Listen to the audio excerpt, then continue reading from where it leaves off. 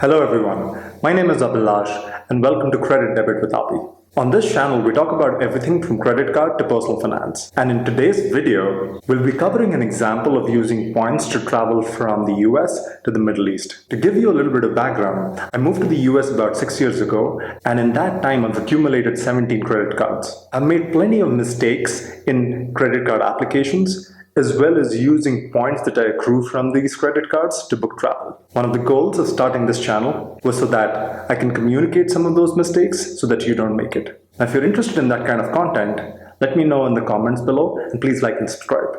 Without further ado, let's dive in. We'll use two of the most popular ecosystems in Amex and Chase to transfer over points to travel partners and book our entire trip. While this is not always true, but generally speaking, Amex has great airline partners and Chase has great redemption through hotel partners, especially Hyatt. The context is that I was trying to look at travel that we wanted to do at the end of the year to travel to the Middle East and came across a couple of availabilities that I wasn't going to be using, but I wanted to share it with you. Now please bear in mind that as you're watching this video, those availabilities may not be there. This was true as of recording the video in mid-February, and I would also argue that anytime you're looking for a good deal for using your credit card points, it's important to do your own research. Let's start with our flight. In this case, we're going to be looking at Amex travel partners and seeing what airlines we can transfer some of our points to book business class from the US to the Middle East. The two popular airlines of the UAE are Etihad and Emirates. And in today's video, we're going to be focusing on Etihad, which is where I was able to find the availability.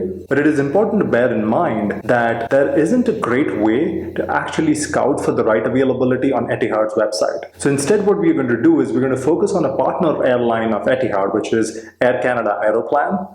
Before looking at award availability, make sure that you have an Aeroplan account. It's very easy to set up and is free to do. Once you've done that, if you jump over to the Aeroplan website, log into your account, look at flights one way, and click on Book with Points Aeroplan. Look for flights from Chicago to Abu Dhabi on the 26th of October.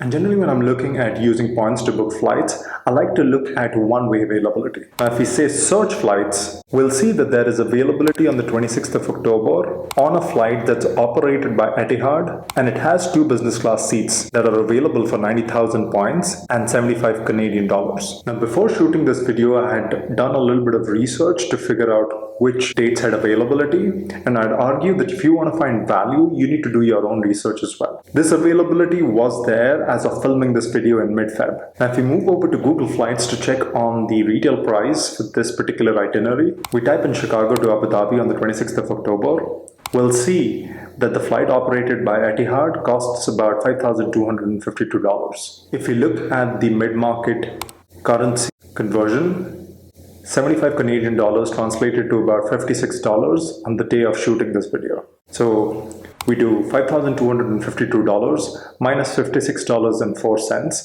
divided by the 90,000 points that we need to book this flight, and the output is going to be 5.77 cents per point. That's well above the 2 cent per point threshold that I like to set for redemption of my credit card points. Now that we've found availability for a flight from Chicago to Abu Dhabi, let's figure out where we're going to stay and how we can use points to make it a good value redemption. Now for our flight booking, we used Amex to transfer over points to the Air Canada Aeroplan ecosystem and then book an Etihad business class flight to get to Abu Dhabi. Now Abu Dhabi and Dubai are actually very close to each other, and personally for me, Dubai is just a little more exciting than Abu Dhabi from the little travel that I've done in the Middle East. And so I'm going to focus on finding hotels in Dubai. Since we are using a mix of both the Amex as well as the Chase ecosystem, and we know that Chase has Hyatt as a hotel partner, we'll jump over to Hyatt's website and see what the availability of hotels look like. So if we go to the World of Hyatt website and look at Dubai from the 27th of October to the 29th of October, now you will notice that though our flight takes off on the 26th of October, we actually land in Abu Dhabi on the 27th. And hence I'm looking at hotels available from the 27th. And make sure that you mark use points on the website, say find hotels, and you will see a bunch of options open up for you. There is the Hyatt-centric Jumeirah in Dubai. There's the Hyatt Place Dubai Jumeirah. If we scroll further down, we'll find the Park Hyatt in Dubai, which will cost us about 23,000 points per night or about 1886 dirhams. And if we dive a step further, we'll see that this actually translates into one king bed and a 52 square meter room, which is about 560 square feet. Now let's look at what price we are paying in US dollars.